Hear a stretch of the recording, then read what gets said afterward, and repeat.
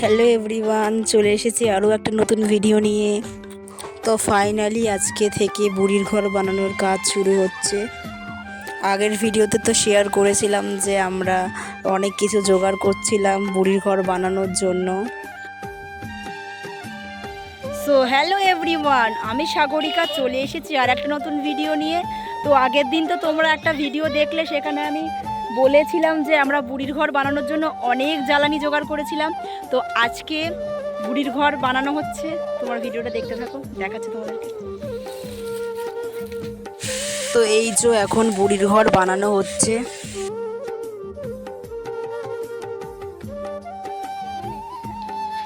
কালকে না কালকে।